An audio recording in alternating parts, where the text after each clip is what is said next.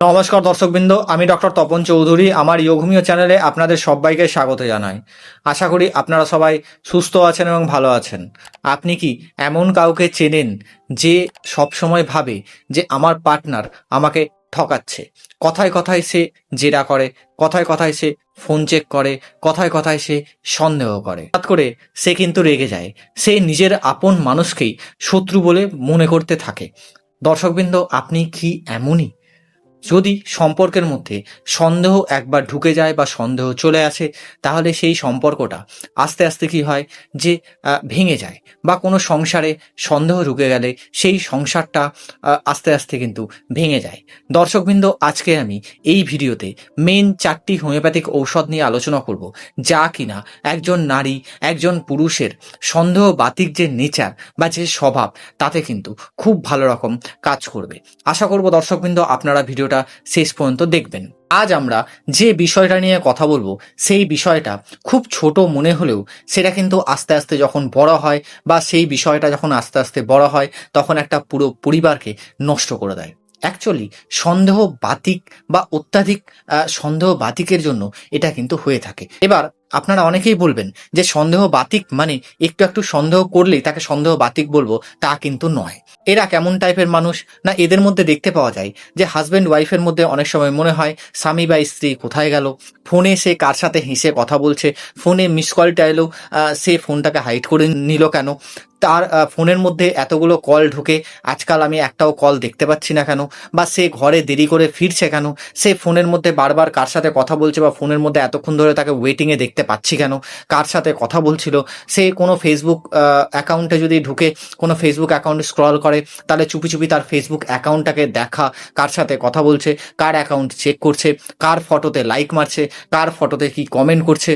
এমনকি বাস্তবে কিছু না ঘটলেও সে কিন্তু মনে মনে একটা গল্প বানিয়ে নেয়। এরকমটা যখন দীর্ঘদিন ধরে চলে, তখন কি হয় যে সংসারের মধ্যে একটা অশান্তি চলে, স্বামী স্ত্রীর মধ্যে একটা মানসিক অশান্তি অনেক দিন ধরে চলে, মানসিক ডিপ্রেশন চলে, মানসিক স্ট্রেস হয়। যদি তাদের কোনো বাচ্চা থাকে, বাচ্চাটার ভবিষ্যৎ পুরো নষ্ট হয়। এবং এরকমভাবে যখন দীর্ঘদিন ধরে অশান্তি চলতে থাকে, দীর্ঘদিন ধরে মারামারি হতে থাকে, ঝগড়া হতে থাকে, তখন সেই সম্পর্কটা আস্তে আস্তে কি হয়, ডিভোর্স পর্যন্তও কিন্তু গড়াতে পারে। আমরা অনেক পুরুষদের মধ্যে সন্দেহ বাতিক যে প্রবণতা অনেক সময় দেখতে পাই। যদি কোনো পুরুষ তার স্ত্রীর প্রতি সন্দেহ বাতিক হন, তাহলে তার মনের মধ্যে বিভিন্ন রকমের কোশ্চেন ঘোরাফেরা করে। যেমন ধরুন, তার স্ত্রী ঘরের মধ্যে যখন থাকে, তখন একা থাকলে মনে হয় যে আমার স্ত্রী তো আমার সাথে কথা না বলেই থাকতে পারে না, সে এতক্ষণ ধরে একা থাকছে কি করে। সে ফোনের মধ্যে কার সাথে কথা বলছে, বারবার তার ফোন চেক করা, বারবার তার ফেসবুক অ্যাকাউন্ট চেক করা, হোয়াটসঅ্যাপ চেক করা, ইনস্টাগ্রাম অ্যাকাউন্ট চেক করা, বারবার তার ফোনটা কল ডিটেলস চেক করা। হয়তো তার স্ত্রী হয়তো সাজছে, কেন সাজবে, কেন সে সুন্দর লাগবে, সে তার যে সৌন্দর্যটা সেটা শুধুমাত্র আমার জন্য, সে বাইরের লোককে দেখাবে কেন, বাইরের লোকের সাথে সে হেসে কথা বলছে কেন, বাইরের লোকের সে হেল্প নিল কেন। এ ধরনের হাজারো রকমের সন্দেহ কিন্তু একটা পুরুষের মনে ঘোরাফেরা করে।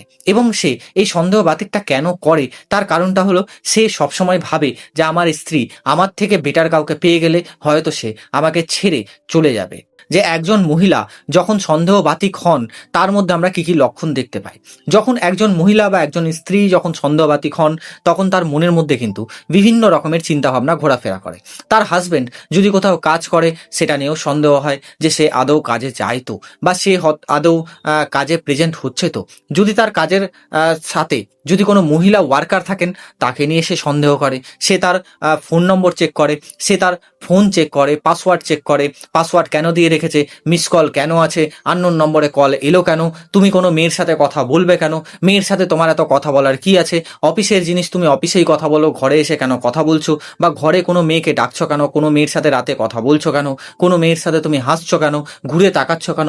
এরকম হাজারো রকমের অনেক রকমের চিন্তা কিন্তু একজন স্ত্রী লোকের মাথায় আসে। এবং এ ধরনের চিন্তাভাবনা নিয়ে সে কিন্তু বারবার বা প্রতিদিন প্রতিনিয়ত সে কিন্তু ভাবতে থাকে। অনেক সময় সে রাতে ঘুমোতে পারে না, অনেক সময় সময় সে তার হাজবেন্ডের সাথে এইগুলো ম্যাটারে ঝামেলা করে, ঝগড়া করে, এবং এই যে ঝামেলা, ঝগড়া, অশান্তি সেটা কিন্তু দীর্ঘদিন ধরে চলতে থাকে।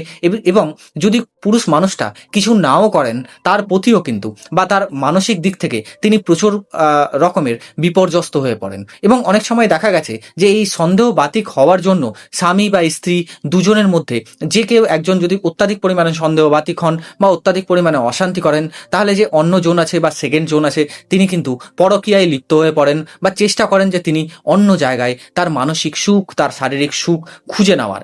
এতেই ঘটে প্রচুর রকমের অশান্তি, এতেই ঘটে ডিভোর্স।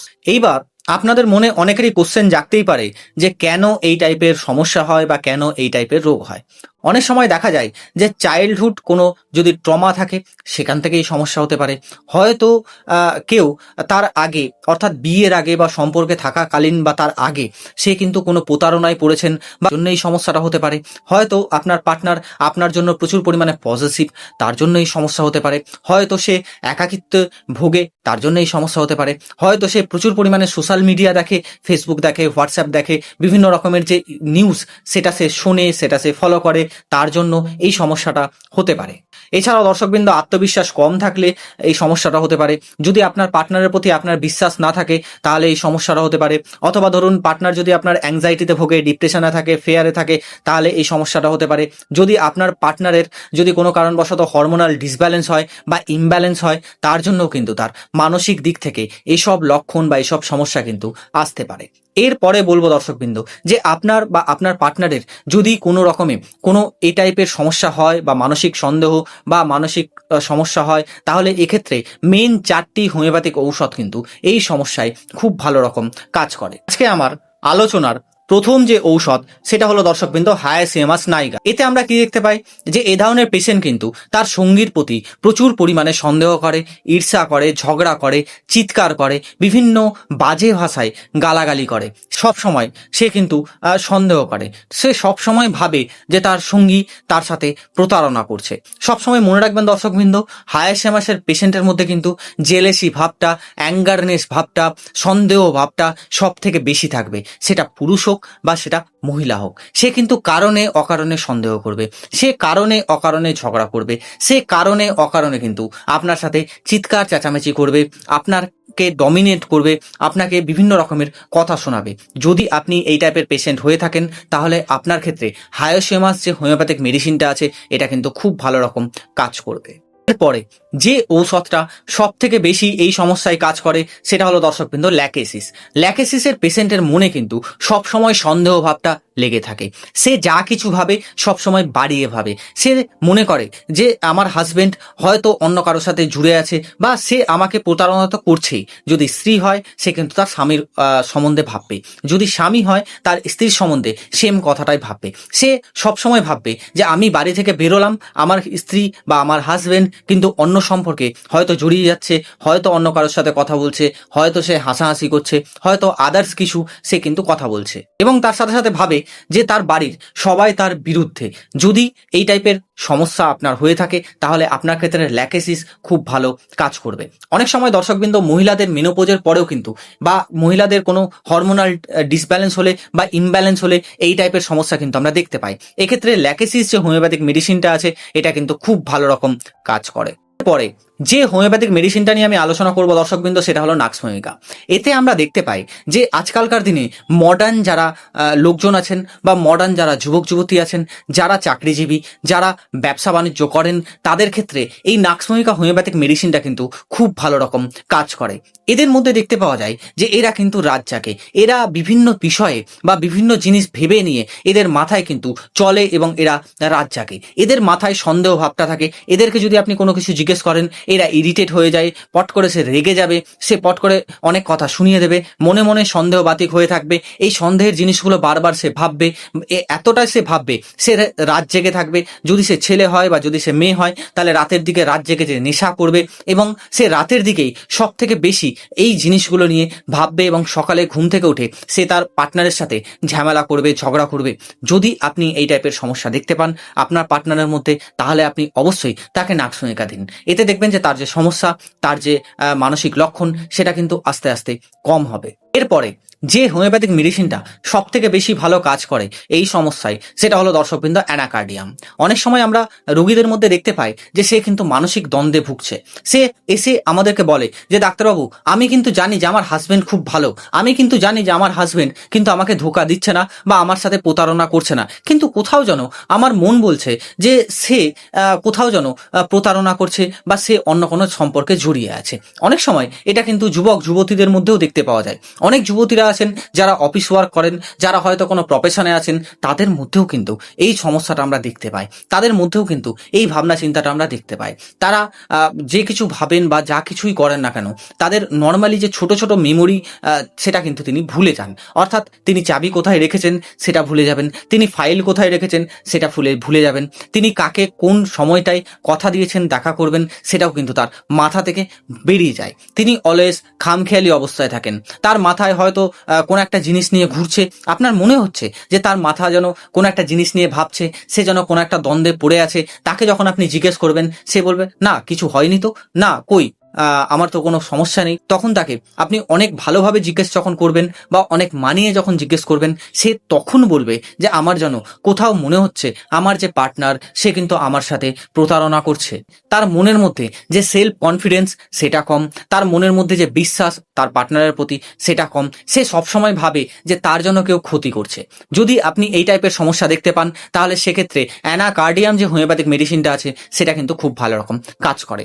দর্শকবৃন্দ, আমি আজ যে 4টি হোমিওপ্যাথিক ঔষধ নিয়ে আলোচনা করলাম, সেই 4টি হোমিওপ্যাথিক ঔষধই কিন্তু সব থেকে বেশি আমরা ব্যবহার করি সন্দেহবাতিক পুরুষ বা মহিলাদের সমস্যায়। তবে এছাড়াও আরও অনেক মেডিসিন রয়েছে, আরও অনেক ঔষধ রয়েছে যা কিনা এই সমস্যায় খুব ভালো রকম কাজ করে। তবে দর্শকবৃন্দ, এটা অবশ্য মনে রাখবেন, যেহেতু এটা মানসিক লক্ষণ, যেহেতু এটা মানসিক রোগ, তাই এক্ষেত্রে আপনি 200 পোটেন্সি থেকে শুরু করবেন।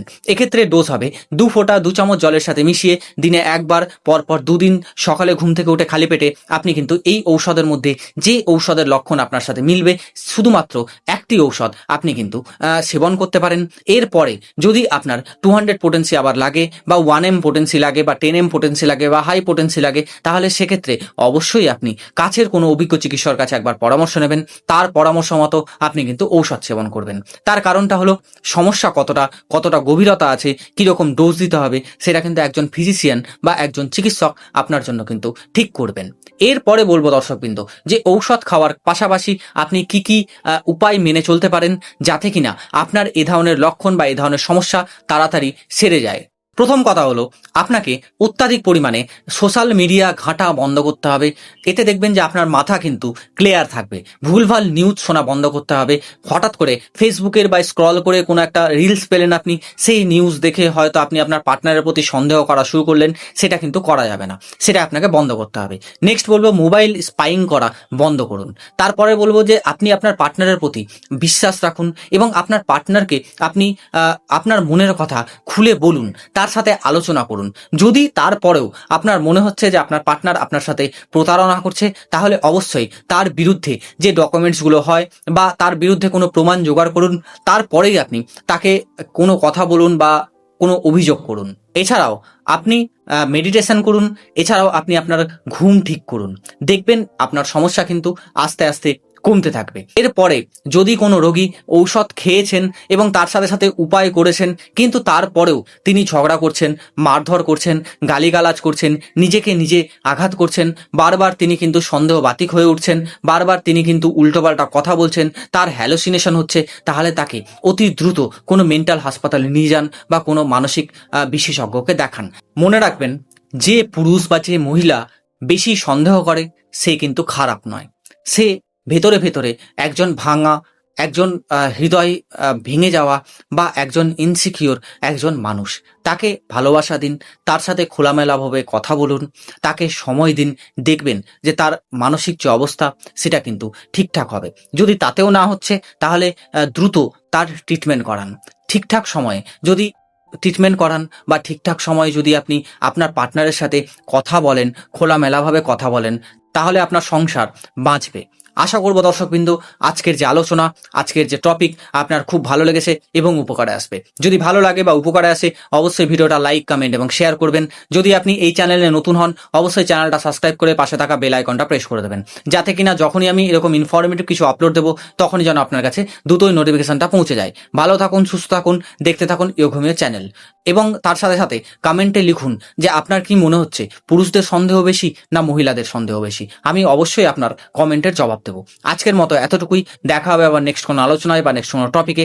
আজকের মতো ধন্যবাদ, নমস্কার।